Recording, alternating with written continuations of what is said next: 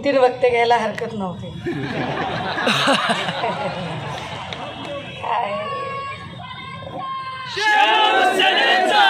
आपण म्हणजे युद्धात जिंकतो तहात हारतो अशी परिस्थिती असो. सन्माननीय विचार मंचाच्या समोरील आपण सर्व सन्माननीय परिवर्तनाच्या लढ्यात ज्या ज्या महामानवांनी महानायिकांनी योगदान दिलं त्या सर्व महामानवांना महानायिकांना विनम्र अभिवादन करत जे आमच्यासाठी -°C या देशाच्या सीमा राखत आहेत आणि या देशासाठी घरसंसारावर तुळशीपत्र ठेवून अहोरात्र लढत आहेत त्या तमाम वीर जवानांना त्यांच्या वीर पत्नींना आणि वीर मातांना विनम्र अभिवादन करत या मंचावर उपस्थित संपर्क प्रमुख गुरुनाथजी खोत, तद्वतच सन्माननीय उपनेते अल्ताफभाई शेख, धनंजयजी बोडारे, हर्षवर्धनजी पलांडे, शरद पाटीलजी, इथे खूप सारे सगळेच आमचे सन्माननीय पदाधिकारी उपस्थित आहेत. या सगळ्या भाषणाच्या गडबडीत मंचावर कोण आहे त्यांची नावाचा कागद कोणी काही लिहून दिलेला नाही. तरीही Congress, Rashtrawadi Congress, Shiv Sena Uddhav Balasaheb Thackeray, Aam Aadmi party, Samajwadi party, Republican party of India, Deepak Bhau Nikalje सामाजिक विकास संघटना, CPI, CPM, शेतकरी कामगार पक्ष तसेच विविध सामाजिक संघटना, त्यांचे मान्यवर पदाधिकारी, सर्व डिजिटल तथा प्रिंट माध्यमांचे मान्यवर प्रतिनिधी, सभा सुरक्षित होण्यापेक्षा सभेत कशी सापडते आणि एखादी केस टाकता येते का याची वाट बघून असलेले आमचे सगळे पोलीस भाऊ आणि आपण सर्व भावांनो आणि बहिणींनो. नाही तुमच्यावर काय राग असणार आहे दादा माझा, तुम्ही माझीच माणसं आहेत, लय माझी माणसं आहेत मला खात्री आहे. पण तुमची अडचण अशी आहे की वरून श्रीकांत शिंदेचं तुमच्यावरचं किती प्रेशर आहे तुम्ही समजू शकते. म्युन्सिपाल्टीवर आहे ते प्रेशर, BNCवर आहे ते प्रेशर, प्रत्येकावर आहे. इतकं प्रेशर ना 2 वेळा मैदान काय बुक केलेलं रद्द होतं. कधी आचारसंहितेचे लोक म्हणतात इकडे झेंडा लावू नका रे, तिकडे झेंडा लावू नका रे. ही तीच आचारसंहिता असते जे श्रीकांत शिंदेचं बॅनर कुठेही लावायला त्याच्यावर काहीच बोलत नसते. हे बाबा आचारसंहितेचा कॅमेरा असला तर मी नीट दिसले पाहिजे, नीट आचारसंहितेला नीट रेकॉर्ड करू. दादा हो माझ्याकडे म्हणजे मला असं वाटलं की मी कदाचित एक किमान 40-45 मिनटं बोलणार आहे. एक 15-20 मिनटाचा वेळ आहे माझ्याकडे. मी 15-20 मिनटात माझी भूमिका मांडण्याचा प्रयत्न करेन. ज्या पद्धतीचं एकूण वातावरण सध्या देशात दिसतंय आणि जी लोक म्हणत होते की आम्ही 400 पार होणार आहोत 2 टप्प्यातल्या वोटिंगनंतर आणि 3ऱ्या टप्प्याचं वोटिंग 2 दिवसांवर आहे, त्यावरून हे स्पष्ट चित्र आहे की हे 200 पारही होत नाहीत. Very clear. राज्यामध्ये ज्यांना वाटते की आम्ही 45 पार होणार आहोत ते 20 पार करू शकतील की नाही अशी त्यांना स्वतःला शंका आहे. त्यामुळे ही लोकं कमालीची बिथरलेली आहे. मग बिथरलेली लोक रोज वेगळं स्टेटमेंट करतात, रोज काही ना काही स्टेटमेंट येतं. म्हणजे तो बिथरलेपणा किती असू शकतो बघा की कालपर्यंत नरेंद्र मोदीजी यांनी एकही प्रेस कॉन्फरन्स घेतली नव्हती. अजूनही त्यांची हिंमत नाही आहे प्रेस कॉन्फरन्स घ्यायची. पण ते काय करतायत, एका चॅनलचा एकच माणूस घ्यायचा, कोपच्यात घ्यायचा आणि इंटरव्ह्यू द्यायचा आणि तोही इतका कंट्रोल्ड वातावरणात द्यायचा की मला तर कधी कधी शंका वाटते की इंटरव्ह्यू कर्त्याकडून त्यांनी आधीच प्रश्नपत्रिका सगळी घेतलेली असते का की तू मला काय काय प्रश्न विचारणार आहे. म्हणजे तुम्हाला आठवत असेल मागे एक इंटरव्ह्यू त्यांनी अक्षय कुमारला दिला होता. त्यावेळेला आप आम कैसे खाते हैं, काट के खाते हैं की चूस के खाते हैं. जे काय या देशामधला किती गहन प्रश्न असेल की आप आम कैसे खाते, काट के खाते की चूस के खाते हैं. तर इतका भयंकर इतका अभ्यासू प्रश्न पंतप्रधानांना विचारणं म्हणजे कमालच आहे ना, डेअरिंग आहे ती माणसांची. आता ह्या सगळ्या डेअरिंगमध्ये मला मोदीजींवर मी काही फार बोलणार नाही. ते पेटेंट आम्ही सन्मान्य पक्षप्रमुख उद्धव साहेबांना दिले. आम्ही उद्धव साहेबांना सांगितलं साहेब तुम्ही फक्त आणि फक्त ते अमित शहा आणि मोदी बघून घ्या, बाकी फडणवीस आणि बावनकुळे निपटायला आम्ही तयार आहोत. 1 नंबर निपटू शकतोय आम्ही. फडणवीसांवर राग असण्याचं एक महत्त्वाचं कारण हे आहे बरं का. मला असं वाटतं की मी कायद्याचा प्रचंड आदर करणारी मुलगी आहे. माझ्यासाठी कायदा परमोच्च आहे. हा देश ज्या दिवशी आम्ही सार्वभौमत्व म्हणून स्वीकारला त्याच दिवशी आम्ही कायद्याचं राज्य स्वीकारलं. According to article 14 everyone is equal before law.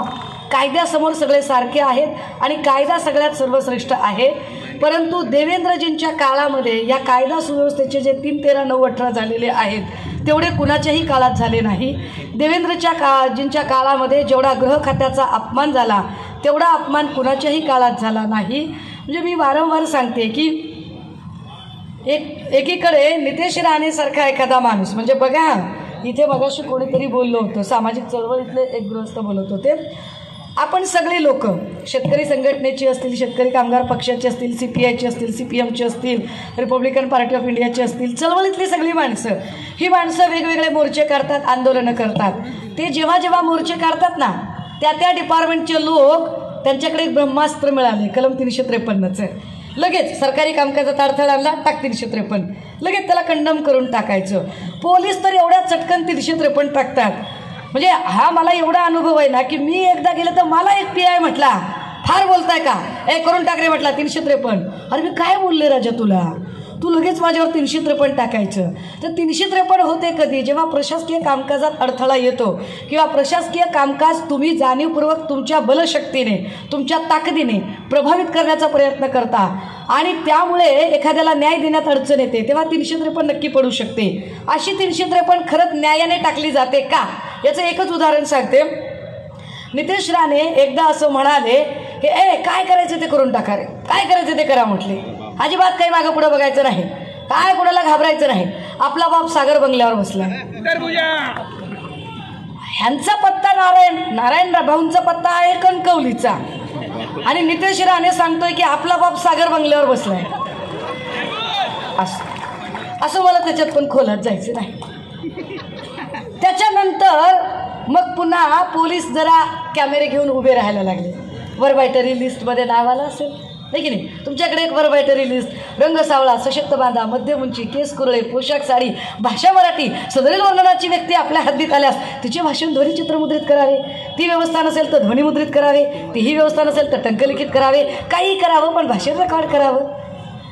आता असं भाषण यांनी नितेश राणेचं रेकॉर्ड करायला एक कॅमेरा पुढे आणला.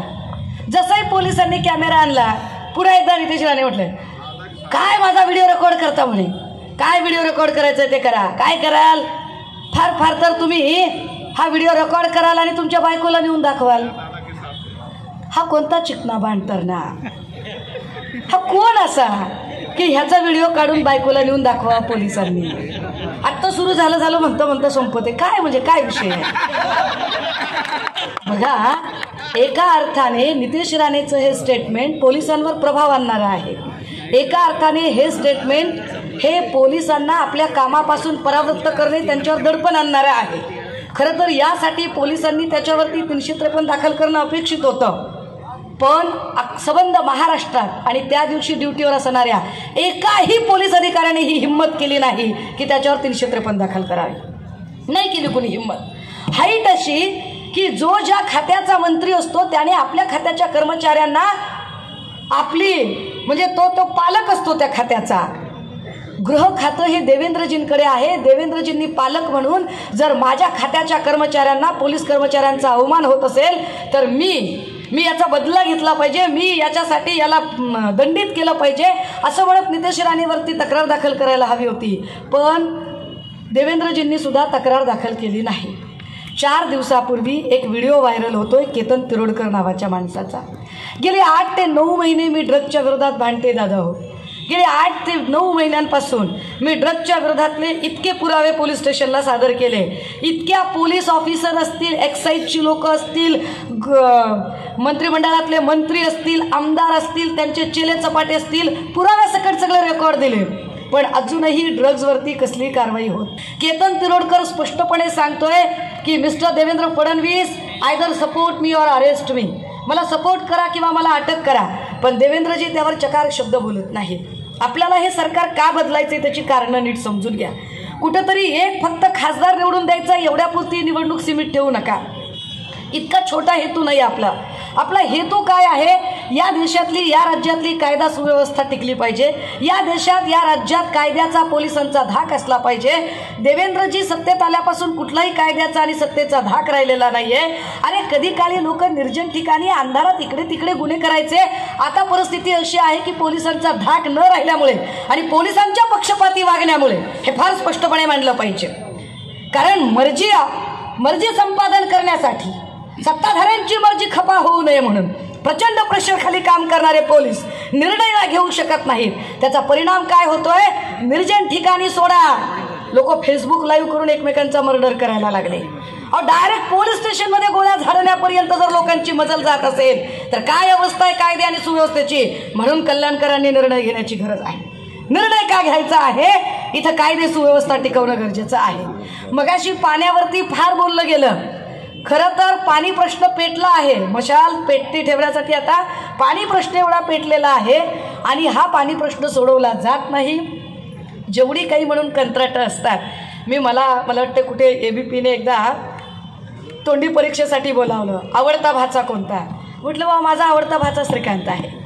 का बरं? माणसानं खंडीभर खावं पण मांडी आडून कसं खावं ह्याची कला श्रीकांतकडे आहे. फार चांगली कला आहे.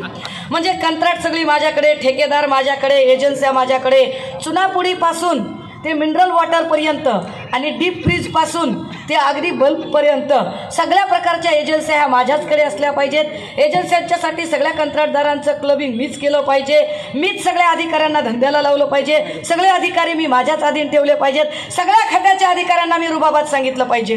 अशा पद्धतीचं जे राजकारण आहे ते राजकारण जर मोडीत करायचं असेल, दडपशाही, कारण एक कंत्राटदार जातो म्हणजे नुसता कंत्राटदार जात नाही, त्या कंत्राटदारासोबत इथले कामगार सुद्धा मरतात. हे नीट लक्षात घ्या.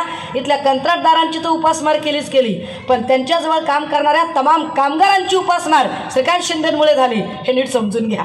तुम्ही जे म्हणालात ना दादा की कामगार चळवळींच्या संदर्भाने फार जीव तोडून मांडायचा प्रयत्न करतोय. एक तिसरी गोष्ट, का गरजेचं आहे, का इथे बदल झाला पाहिजे? मला याची कल्पना आहे की 10 वर्षापासून खासदार इथं होते. खासदार ज्या ज्या गोष्टी सांगतात तो MMRDAचा निधी आहे, तो राज्याचा निधी आहे. केंद्राचा निधी काय आहे याच्यामध्ये? केंद्राचा कोणता निधी वापरला? खरंच केंद्रामध्ये यांची चालते का?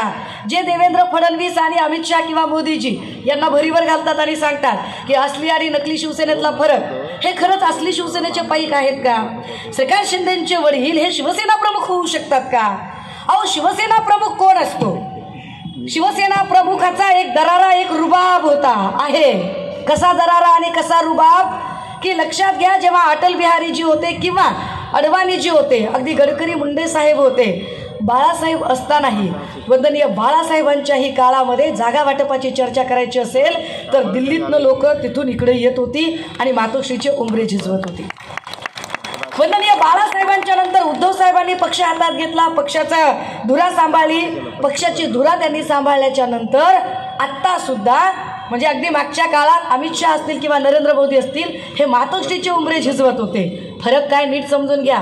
पण ज्यांना असली शिवसेना म्हणून गोंजारलं जातंय ते एकनाथ शिंदे भाऊ, हे टेंभी नाक्यावर कुणी भाजपचा नेता येत नाहीये, लक्षात घ्या. टेंभी नाक्यावर अमित शहा येत नाही, टेंभी नाक्यावर मोदीजी येत नाहीत. टेंभी नाक्याच्या एकनाथ शिंदे यांना दिल्लीत मुजरे करायला बोलावलं जातं. यावरूनच असली आणि नकली कोण आहे हे स्पष्ट होतं. बरं, त्यातही जेव्हा एकनाथ भाऊ असं म्हणतात की मी श्रीकांतला, मला वाईट वाटतंय की मी श्रीकांतला साधं हॉस्पिटल टाकून देऊ शकलो नाही. भाऊ, तुम्ही तुमच्या पोरांना हॉस्पिटल नाही टाकून देऊ शकलात तर कल्याणकरांना आणि अंबरनाथकरांना तुम्ही काय हॉस्पिटल टाकून देणार आहात? कुणीतरी तो हॉस्पिटलचा मुद्दा मांडला. अरे ज्याला स्वतःच्या पोराला दवाखान्यात टाकून देता आला नाही, तिथं आपली काय बात आहे? ते आपल्याला काय हॉस्पिटल टाकून देणार आहे? विचार करण्यासारखं आहे. बरं, तरी पण यांचा टेंभा, आम्ही शिवसेना आहोत. तुम्ही कशी शिवसेना आहात? तुमच्या पोराची उमेदवारी जाहीर करण्याची ताकद तुमच्यात नव्हती. श्रीकांत शिंदेची उमेदवारी भाजपनं जाहीर केली. भाजपने सांगावं लागलं की श्रीकांत शिंदेला कल्याणमधून उमेदवारी मिळणार आहे, पण तुमच्यामध्ये ती ताकद नव्हती, तुमच्या तोंडात तेवढे दात नव्हते की तुम्ही सांगावं. तुम्ही काय शानपण सांगायचे आम्हाला? बरं, ह्या सगळ्यांच्या उपर त्यांचं अजून एक असतं बरं का. म्हणजे आता समजा मी इथं बोलले आणि मी गेले की हे जे सगळे मीडियावाले आहेत ना, हे काय करणार, हे श्रीकांत भाऊकडे जाणार आणि मग श्रीकांत शिंदेंना विचारणार, असं त्या म्हणाल्या, असं म्हणाल्या, असं त्यांचं म्हणणं होतं, यावर तुमचं काय म्हणणं आहे. मग ते काय सांगणार, त्यांचं ठरलेलं उत्तर, अहो त्यांचं स्टेटमेंट तरी बघायचं होतं, त्यांनी शिवसेनेवर कशी टीका अरे केली की. मी लाख वेळा सांगते, माझ्यात आणि वंदनीय बाळासाहेबांमध्ये काही जरी साम्य असलं तर एका गोष्टीचं नक्की साम्य आहे. मी वंदनीय बाळासाहेबांसारखी एका गोष्टीत नक्की आहे, माझा शब्द म्हणजे बंदुकीची गोळी, एकदा गेली शोधत बसत नाही, इकडे पडली का तिकडे पडली. हो, मी ठामपणाने सांगते, जेव्हा शिवसेना भाजपच्या सोबत होती आणि भाजपच्या प्रभावाखाली होती तेव्हा निश्चितपणे मी विरोध केला, पण आज मी तितक्याच ताकदीने आणि तितक्याच मनाने, तितक्याच मोकळेपणाने, निस्वार्थ भावनेने शिवसेनेसोबत उभी आहे आणि तितक्याच ताकदीने सांगते मी की होय, मी आली आहे, मी तुमच्यासारखी खोक्यासाठी कुठेही बदललेली नाही, मी तुमच्यासारखी ईडीच्या भीतीनं गेली नाही, मी तुमच्यासारखी कुठेतरी समृद्धीची फाईल निघाली म्हणून गेलेली नाही. सुषमा अंधारे फक्त आणि फक्त या देशाची घटना वाचवण्यासाठी, या देशाचा कायदा वाचवण्यासाठी, या देशातलं सार्वभौम समाजवादी, धर्मनिरपेक्षता, लोकशाही, गणराज्य ही 5 तत्व वाचवण्यासाठी सुषमा अंधारे इथं उभी आहे. कुणीही म्हणावं की शिवसेनेमध्ये कधी काही पदाची अपेक्षा केली का म्हणून, ठामपणे सांगितलं की साहेब तुम्ही सांगाल ती भूमिका आम्ही पार पाडू. गेल्या 2 वर्षात खात्रीने सांगू शकते, एकही दिवस सुषमा अंधारे प्रवेश केल्यापासून घरात नाहीये. रोज आणि रोज महाराष्ट्र पिंजून करतोय आम्ही, आणि हे सगळं ताकदीने उभं राहताना आणि हे सगळं ताकदीने मांडताना आम्हाला काय गरज वाटते. तुम्ही आठवा दादा हो, जेव्हा बंड केलं ते बंड नव्हतंच, ती गद्दारी होती. बंड हा फार गुळगुळीत शब्द आणि फार गुटगुटीत शब्द त्यांनी वापरला. जेव्हा यांनी गद्दारी केली तेव्हा गद्दारी नंतर म्हणाले, काय शेतकऱ्याच्या पोराने मुख्यमंत्री होऊच नये का, काय शेतकऱ्याच्या पोराला मुख्यमंत्री होण्यात. अरे कोण म्हणलं शेतकऱ्याच्या पोरानं मुख्यमंत्री व्हायचं नाही म्हणून, व्हावं की. आता झालंय ना, झालत ना तुम्ही, पण तुम्ही शेतकऱ्याचे पोरग म्हणून होतात का. जर पहिल्या टर्मला तुम्ही आमदार असतात तर तुम्ही शेतकऱ्याचं पोरग असतात. एवढ्या वेळा तुम्ही मंत्रीपद ही सगळी भोगली, सगळ्या आमदारक्या सगळ्या भोगल्या आणि तरी तुम्ही शेतकरी. बरं जाऊ द्या, आता तुम्ही शेतकरी पुत्र होतात, आता तुम्ही श्रीकांत शिंदेला शेतकरी पुत्र म्हणू शकाल का. आता श्रीकांत शिंदे मुख्यमंत्री पुत्र आहे. मग ते म्हणतात कल्याणमध्ये काय उमेदवार दिला, कल्याणमधला उमेदवार अगदीच सामान्य चेहरा आहे. हो आहे, कल्याणमधला उमेदवार अगदी सामान्य चेहरा आहे. काय सामान्य घरातल्या बाईने निवडणूक लढू नये, काय सामान्य घरातल्या बाईने तुम्हाला आव्हान देऊ नये, दिलं पाहिजे. मुख्यमंत्री पुत्राला आव्हान देताना तेवढाच सर्वसामान्य चेहरा देणं हीच आमच्यासाठी उद्धव साहेबांची सगळ्यात मोठी कामगिरी आहे.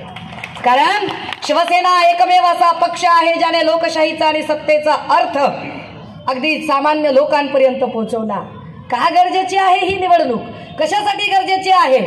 आज मी देवेंद्रजींचं भाषण ऐकत होते, कुठेतरी माड्यात का कुठे बोलत होते ते, आणि तिथे बोलताना ते सांगत होते की महाराष्ट्र आम्ही कसा पुढे नेला. कशात पुढे नेला महाराष्ट्र, कशात पुढे नेला देवेंद्रजी तुम्ही महाराष्ट्र. इथले एक एक उद्योग तुम्ही बाहेर नेले. तिकडे सांगतायत ते काय म्हणाले की बघा म्हणे उद्धव ठाकरे आता शब्दाचे पक्के आहेत का, उद्धव ठाकरे वर्षाताईंना मतदान करणार. हो, महाविकास आघाडी आहे, करणार मतदान. पण तुम्ही ज्यांच्या मंचावर जाऊन बोलताय, ज्या अजित पवारांच्या मंचावर जाऊन बोलताय, त्या अजित पवारांबद्दल तुम्ही काय शब्द वापरले होते ते आठवा. जे देवेंद्र फडणवीस म्हणाले होते की अजित पवार तो गयो, चक्की पिसिंग पिसिंग अँड पिसिंग. आता तुमची काय अवस्था आहे. आता चक्की पिसिंग नाही, बहुत close kissing and kissing and kissing चाललंय ना तुमचं. ह्याच्यावर काय बोलणार आहात तुम्ही. हे हे हे कोणी तुम्हाला सांगणार आहे. आणि जर तुम्हाला एवढी गॅरंटी वाटत असेल, मोदीजींची गॅरंटी आहे, मी तुम्हाला सांगतो भाऊ. अरे किती रेखता, किती एका सुरात कान असे किती नसं बोलता. शांत बोला ना, शांत लोकांशी संवाद साधा ना. ओरडून ओरडून ओरडून ओरडून कशाला खोटं बोल पण रेटून बोल करताय. कशाला हिंदू मुस्लिम करताय. काय हिंदू मुस्लिम करताय. मुसलमान परेशान, कैसे परेशान हो रहा मुसलमान. हा, रुपयाला गॅस मिळतो आणि हिंदूंना काय 200 रुपये गॅस मिळतो काय. मुसलमानांना 200 रुपये किलोने तूर डाळ मिळते आणि हिंदूंना काय 20 रुपये किलोने तूर डाळ मिळते का. मुसलमानाच्या पोराला 2.5-3 लाख रुपये देऊन शाळेत ऍडमिशन मिळतं आणि हिंदूच्या पोराला काय फुकट ऍडमिशन मिळतं का? अरे हिंदू असेल, मुसलमान असेल, ख्रिश्चन असेल, बौद्ध असेल, जैन असेल, सगळेच पिसले जात आहेत महागाईमध्ये. सगळ्यांनाच महागाईचे चटके बसत आहेत. हा धर्माधर्माचा वाद आणला कोणी? कोण आणता हा धर्माधर्माचा वाद? ज्यांना विकासावर बोलता येत नाही, ज्यांना मागच्या 10 वर्षातले आपले मुद्दे सांगता येत नाहीत, ते जाती धर्माच्या भिंती करतात. मला आनंद आणि अभिमान आहे इथल्या हिंदू मुस्लिम दोघांचाही, की ज्यांनी भाजपच्या या चिथावणीखोर वक्तव्यांना अजिबात बळी पडले नाही आणि एकसंगतेने पुढे चालत राहिले. पण जसंही फडणवीसांच्या लक्षात आलं की हिंदू मुस्लिम दंगल होऊ शकत नाही, त्यांनी दुसरा डाव टाकला. कालपर्यंत आम्ही सगळे गावगाड्यात आणि एखाद्या सोसायटीमध्ये आम्ही सगळे गुण्यागोविंदानं नांदत होतो. कालपर्यंत इथला मराठा, साळीमाळी, कोळी, तेली, तांबोळी, आतार, बागवान, सुतार, लोहार, कुंभार, घिसाडी, कैकाडी, पारधी आम्ही सगळे गुण्यागोविंदानं नांदत होतो. पण फडणवीसांमुळे मराठा विरुद्ध ओबीसी हे वातावरण इथं तयार झालं. फडणवीसांनी जाणीवपूर्वक मराठा विरुद्ध ओबीसी हा वाद इथं लावला आणि ते फडणवीस म्हणतात हिंदू, काय तुम्हाला हिंदूंबद्दल प्रेम आहे? काय आपुलकी आहे तुम्हाला हिंदूंबद्दल? बारसू रिफायनरीमध्ये ज्यांच्यावरती लाठी हल्ला झाला ते हिंदू नव्हते का? लाठी हल्लाचे ऑर्डर करणारे अधिकारी हिंदू नव्हते का? लाठी हल्ला ज्या खात्याच्या कर्मचाऱ्यांनी केला, अर्थात पोलिसांनी, त्या खात्याचा मंत्री म्हणून देवेंद्र फडणवीस तुम्ही हिंदू नाहीत का? त्या देहूच्या आळंदीच्या वारकऱ्यांवरती लाठी हल्ला झाला, ते वारकरी हिंदू नव्हते का? त्यांच्यावर लाठी हल्ला झाला तरी लाठी हल्ला झालाच नाही असं रेटून खोटं बोलणारे देवेंद्रजी हिंदू नाही आहेत का? अंतरवली सराटीमध्ये ज्या मराठा भावांवरती लाठी हल्ला झाला ते हिंदू नव्हते का? अरे उलट तुमच्या काळात मुसलमानांपेक्षा हिंदू जास्त परेशान झाला.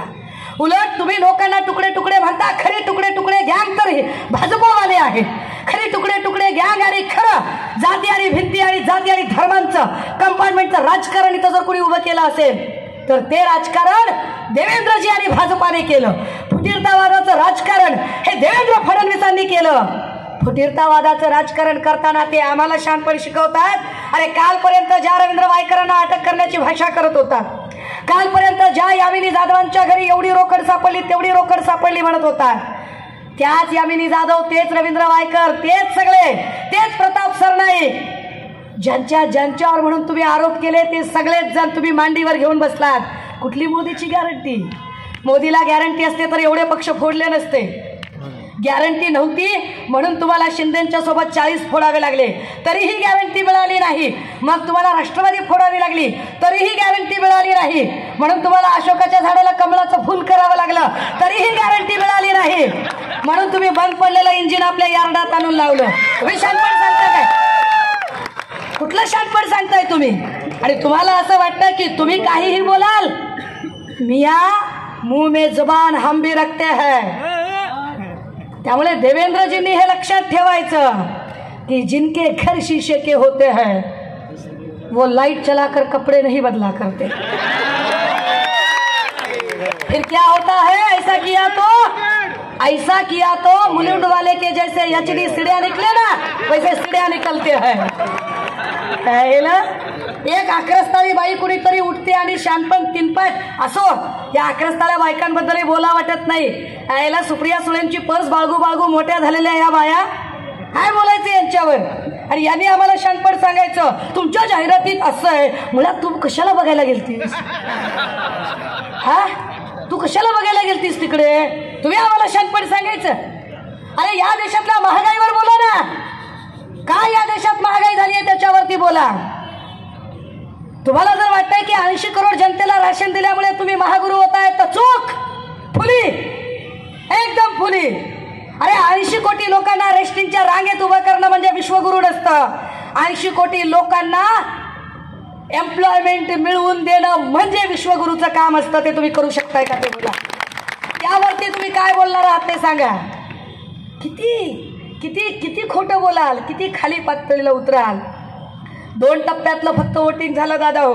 2च टप्प्यातलं वोटिंग झालं आणि यांना कळलं की इलेक्शन फिरलंय, वातावरण फिरलेलं आहे, आपल्या विरोधात चाललेलं आहे. आपल्या विरोधात वातावरण चाललंय म्हटलं की लगेचच विजयाकडे घोडदौड करणाऱ्या शशिकांत शिंदेवर अटकेची टांगती तलवार ठेवली. तिकडे माड्यामध्ये अभिजित पाटील फार जोरात प्रचार करतायत. म्हटलं की अभिजित पाटलांच्या विठ्ठल नागरी सहकारी साखर कारखान्यावर जप्ती आणली आणि काय खोडगेपणाचा कळस. त्याच अभिजित पाटलांना भाजपात घेऊन आज देवेंद्र फडणवीस स्टेजवर म्हणतायत अभिजितराव कारखाना कसा चालवायचा ते तुमच्याकडून शिकलं पाहिजे. अरे जनाची नाही तर मनाची तरी काय बोलताय तुम्ही. काय लोकांच्या कानात भिडे आहेत.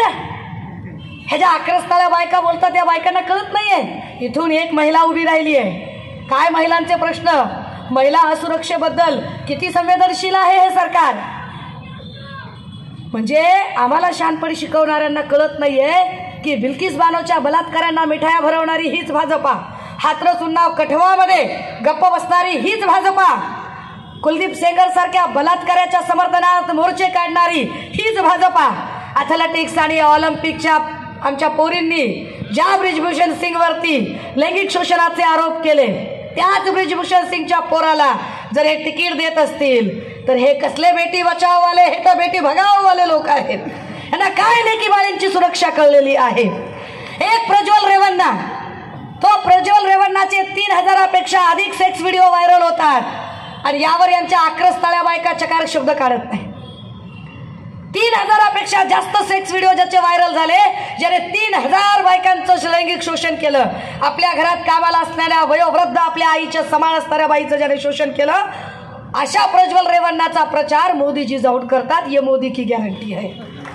क्या गॅरंटी आहे मोदी की अशा बाईचा प्रचार. माझ्याकडे अजूनही 9 मिनिटं आहे. हा म्हणजे पोलिसांमध्ये चलबिचल होण्याच्या आधी मीच सांगितलं पाहिजे त्यांना. आणि एखादी केस माझ्या अंगावर पडली तरी घेईन मी, डोंट वरी. त्या प्रज्वल रेवन्नाचे हात बळकट करा. कशासाठी बळकट करायचे मोदी सांगतात. रेवन्नाचे हात बळकट करा. कशासाठी मोदीजी, कशासाठी बळकट करायचे. इकडे मोदी सांगतात, इकडे काय देवेंद्र फडणवीस सांगतात मोदीजींचे हात बळकट करा. श्रीकांत शिंदेने म्हणायचं मोदीजीचे हात बळकट करा. कोण बळकट करणार? श्रीकांत शिंदे, नरेश मस्के, यामिनी जाधव. अरे ज्यांचे हात दुनियाचे भ्रष्टाचाराने कळकट आणि मळकट झालेत, असे कळकट हात काय सत्ताधाऱ्यांच्यात बळकट करतील. आम्हाला मोदींचे हात बळकट करायचे नाहीये. आम्हाला या देशात लोप पावत चाललेली संविधानिक व्यवस्था बळकट करायची आहे. म्हणून ही लढाई आमच्यासाठी महत्वाची आहे. आम्हाला इथे पुन्हा एकदा कायद्याचं राज्य स्थापित करायचं आहे. जे लोग सांगतायत 1 नेशन 1 इलेक्शन, हम 1 नेशन 1 इलेक्शन में यकीन नहीं रखते हैं. 1 नेशन 1 इलेक्शन ये हुक्मरान करने वाली बात होती है. हम बोल रहे हैं कि 1 नेशन 1 इलेक्शन नहीं, 1 नेशन और 1 एजुकेशन की ज्यादा जरूरत है. टाटा बिर्ला अदानी अंबानीच्या पोरांना ज्या क्वालिटीचं शिक्षण मिळेल त्याच क्वालिटीचं शिक्षण आमच्या लेकरांना मिळालं पाहिजे. यासाठी इंडिया महाविकास आघाडी कटिबद्ध असेल. म्हणून ही निवडणूक आम्हाला महत्वाची आहे. ही निवडणूक आम्हाला का महत्वाची आहे? अनंत हेगडे, पंकजा मुंडे किंवा सुब्रमण्यम स्वामी किंवा आत्ता ज्यांनी अर्थमंत्री पद भोगलं त्या निर्मला सीतारामन यांचे यजमान प्रभाकर परकला हे स्पष्टपणे सांगतात की अगर 2024 को हम चुनकर आए तो हम संविधान को बदल कर रहेंगे. परकला म्हणतात की 2024ला जर मोदी निवडून आले तर विसरून जा की 2029ला निवडणूक होईल. या देशातली सगळी लोकशाही व्यवस्था पणाला लागलेली आहे. अशा सगळ्या काळामध्ये आम्ही काय करावं लागेल? अशा सगळ्या काळामध्ये गरज आहे की आम्ही एक सजग नागरिक म्हणून उभं राहण्याची. आणि इमानदारीनं सांगते दादा, हो खरंच वातावरण फिरलेलं आहे. यांनी काय पैसे खर्चायचे ते खर्चू देत. काय श्रीकांत शिंदेंना अजून नगरसेवक फोडायचे ते फोडू देत. इथून कुणाला वाळेकरांना फोडलं का त्यांनी? काय काय वाळेकर बापूला फोडल्यावर काय होतंय? आज तुम्ही दाब तपस्या करून त्याला तिकडे घेऊन जाल. कदाचित तो माणूस तनाने तुमच्याकडे असेल, मनानं कुठेही तुम्हाला माहिती आहे का? जेवढे नगरसेवक तुम्ही घेऊन गेलात त्या नगरसेवकांमधले अर्धे नगरसेवक आमचं काम करणार आहेत, आम्हाला खात्री आहे. तुम्ही काही जरी म्हणलात तरी या लोकसभेमध्ये जे 6 आमदार आहेत त्या 6 पैकी किमान 4 आमदार आमचं काम करतील, आम्हाला खात्री आहे. कारण त्या 4 आमदारांचा अख्खा स्वाभिमान तुम्ही पायदळी तुडवलेला आहे. त्या 4 आमदारांना तुम्ही जो त्रास दिला, त्या आमदार गणपत गायकवाडांच्या माय माऊलीला कारण नसताना जो त्रास होतोय, आम्हाला माहिती आहे की तुम्ही काय पद्धतीनं दबावाचं राजकारण करताय. गॅरंटी आहे ना तुम्हाला मोदीची? फार गॅरंटी आहे ना तुमच्या पप्पांनी काम केल्याची, तर तुमच्या पप्पाला एवढी माणसं का फोडावी लागतात? का एकट्याच्या बलबुत्यावर इलेक्शन लढणं होत नाही? तुम्हाला लढा, लढून दाखवा, मग आम्ही तुम्हाला सांगू. आणि हो, आम्हाला विकास करायचा आहे, आम्हाला विकासासाठी आम्ही सगळं करत आहोत. आईला 2 महिन्यात तुम्हाला विकासाचा साक्षात्कार होतो का? 2 महिन्यापूर्वी वज्रमुठ सभेमध्ये जे अजितदादा स्टीलचा, वाळूचा, सिमेंटचा भाव वाचून दाखवत होते, त्यांना 2च महिन्यामध्ये मोदीजी विकास करतायत असा साक्षात्कार झाला. फार विचार करण्यासारखे बरं का. इकडे आमचे एकनाथ भाऊ पण म्हणतात आपल्याला विकास करायचा आहे. कसला विकास करणार आहात? मायबापाच्या इमानदारीने मी अख्ख्या महाराष्ट्रात प्रश्न विचारते, इथं पुन्हा विचारायला तयार आहे. मोदीजी आणि त्यांचे इथले भक्तुल्ले आणि त्यांचे हिमायतगार झालेले एकनाथ शिंदे साहेब आणि श्रीकांत या सगळ्यांनीच उत्तरं द्यावी. मी 10 वर्ष धरत नाही, मी तुमचे फक्त 9च वर्ष धरते. 10वं वर्ष पूर्ण व्हायचे म्हणून थांबवते. 9 वर्षासाठी तुम्हाला 9च प्रश्न आम्ही विचारतोय. त्या 9 प्रश्नाची उत्तरं तुमच्याकडे आहेत का सांगा. 9 वर्षामध्ये मला महाराष्ट्रातले असे 9 जिल्हे सांगावेत त्यांनी. 9 जिल्हे की जिथं एकाही शेतकऱ्याने आत्महत्या केली नाही. सांगा. या महाराष्ट्रातले 9 अशी शहरं सांगा की जी स्मार्ट सिटीच्या नावाखाली तुम्ही 100% डेव्हलप केले आहेत. दाखवावी त्यांनी. 9 असे खासदार दाखवावेत त्यांनी की ज्यांनी खासदार दत्तग्राम योजनेतनं गावं दत्तक घेतली होती आणि त्या गावांचा 100% कायापालट केला. श्रीकांत शिंदेंनी कोणतं गाव दत्तक घेतलं होतं आणि त्या गावाचा कायापालट झाला की नाही हे पण त्यांनी सांगावं. तुम्ही नावं जाहीर करायची, मी कागदपत्र दाखवायचे. 9च मला 9 अशी फक्त राज्य सांगा की मोदींच्या काळामध्ये त्या 9 राज्यांमध्ये दलित आणि अल्पसंख्याकांवर अजिबात अत्याचार झाले नाही. मला 9 असे जिल्हे सांगावेत, 9 अशी राज्य सांगावीत की जिथं एकही माय माऊली प्रताडित झाली नाही, एकही महिलेचं लैंगिक शोषण झालं नाही आणि अत्याचार झाले नाही. 9 असे भाजपचे नेते सांगा, 9च नेते की ज्या 9 भाजपच्या नेत्यांवर ईडीने कारवाई केली. का? भाजपच्या लोकांकडे पैसे नाही आहेत, श्रीकांत शिंदेकडे पैसे नाही आहेत, नाही पैसे लोकांकडे. का? किती राहिले दादा? आपण प्रवेश माईक बंद करून करू दादा, 3 मिनिटं कारणे. भाजपच्या लोकांकडे पैसे नाही आहेत का? ईडी त्यांच्या मागे लागत नाही. श्रीकांत शिंदेकडे पैसे नाहीत, ईडी त्यांच्या मागे लागत नाही. का? भिका लागल्यात का सगळ्यांना? माधुकरी मागून जगतायत का? पैसे नाही आहेत भाजपच्या लोकांकडे. पैसे फक्त विरोधकांकडे आहेत का? म्हणजे ईडी फक्त विरोधकांसाठी वापरता का? ताकद असेल तर ईडी, सीबीआई, इलेक्शन कमिशन सोडून उभे रहा. तुम्ही कसली गॅरंटी देताय? फॅशन के दौर में कोई गॅरंटी का जमाना नाही आहे. आणि मी मगाशी सांगितलं आणि परत एकदा सांगते, सगळीकडे मार्केटमध्ये बोर्ड असतो, एकदा विकलेला माल परत घेतला जाणार नाही. जर विकलेला माल परत घेतला जात नसेल तर विकलेला खासदार आणि विकलेला आमदार कसा परत स्वीकारायचा आम्ही सांगा. आम्हाला विचार करावा लागेल त्यावरती की तुम्ही आम्हाला कुठल्या गॅरंटीच्या गप्पा मारताय. अरे गॅरंटी आहे ती उद्धव बाळासाहेब ठाकरे नावाची. ज्या माणसाने तख्तो ताज गेला, ईडी, सीबीआय, इलेक्शन कमिशन, केंद्रीय गृह खातं, राज्याचं गृह खातं, आसामचं पोलीस खातं, गोव्याचं पोलीस खातं, सगळ्या पोलीस खात्यांनी ताकद लावली. सगळ्या स्वायत्त यंत्रणा पाठीशी लागल्या. 105 आमदार, सगळे खासदार आणि त्याच्यासोबत लाखो लावारिस पेट्रोलर्स एवढे सगळे मारा करत होते. तरीही एकटा वाघ ताकदीनं लढत होता. गॅरंटी त्याची आहे. गॅरंटी 100 लोकांच्या बॉडीगार्डमध्ये फिरणाऱ्याची गॅरंटी नसते. आणि तुला तुझ्या जीवाची गॅरंटी नाही, तू एकटा फिरू शकत नाही. आम्ही एकटे फिरून दाखवतो आणि वारंवार सांगतो की कळप लांडग्यांची असतात, वाघीण एकटीच येते. ताकदीनं कुठल्या गॅरंटीच्या बाता मारताय दादा? हो, दडपशाही मोडून काढली पाहिजे. सगळ्यात महत्वाची अडचण काय माहिती आहे का आपली? आता आपल्या मनातली भीती गेली पाहिजे, दडपशाही मोडून काढली पाहिजे. डर के आगे जीत है, ये डर निकलना चाहिए. यांनी जे हे पोलीस आणि या सगळे जे खाके दाखवलेत ना, ह्याच्या सगळ्या भीती दाखवल्या आहेत. मुक्त संवादच्या माध्यमातून मागच्या वेळेला आले होते. इथले सगळे वकील सांगतात की महाराष्ट्रातला सगळ्यात जास्त जर क्राईम रेट कुठला असेल तर तो कल्याणचा क्राईम रेट आहे. सगळ्यात जास्त क्राईम रेट. काय पद्धतीचं वातावरण करून ठेवलंय. हा क्राईम रेट जर कमी आणायचा असेल तर इथं बदल झाला पाहिजे. ताकदीने इथं सांगितलं गेलं पाहिजे. आणि हो, शेवटच्या 1-1.5 मिनिटात एक सांगते अजून, जाहिरातींना बळी पडू नका बरं का. पुन्हा सांगते, जाहिराती चांगल्या गोष्टीच्या नसतात.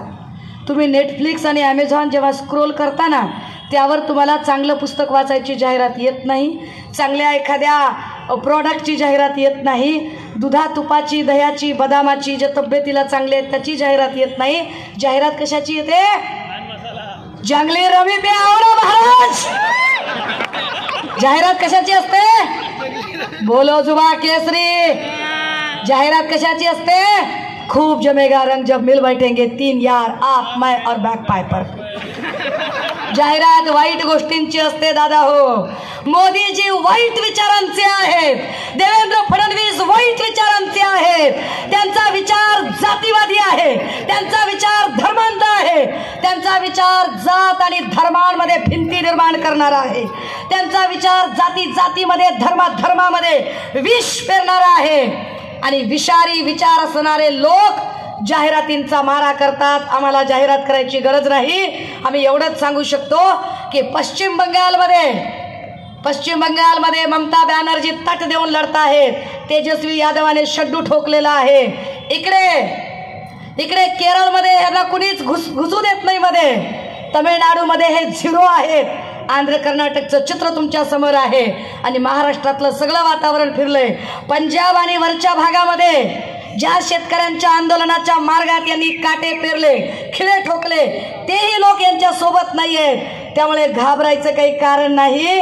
हे तर हे पण खात्रीनं सांगते, मागच्या वेळेला सांगितलं होतं, पुन्हाही एकदा तमाम आमच्या पोलीस भावांनाही, दादा हो काय आमच्यावर दडपण आणायचं ते आणागडे तुम्ही. 4 महिन्याच्या नंतर तुमच्यासोबत आम्हीच असणार आहोत, खात्रीनं आम्हीच असणार आहोत. आणि म्हणून वेळ इथे माझी वेळ, आत्ता आचारसंहितेची जी वेळ आहे ती मला परमिशन घ्यायला सांगते. कुणाचीही माफी मागणार नाही. मला असंच बोलायचं होतं, हेच बोलायचं होतं, याच भाषेत बोलायचं होतं, याच शब्दात सांगायचं होतं. फडणवीस किंवा एकनाथ शिंदे नाही, मी सुषमा अंधारी आहे. ठामपणे येणाऱ्या 20 तारखेला मशालीवर शिक्कामोर्तब करूया. थांबते, रजा घेते. जय हिंद, जय महाराष्ट्र. धन्यवाद ताई.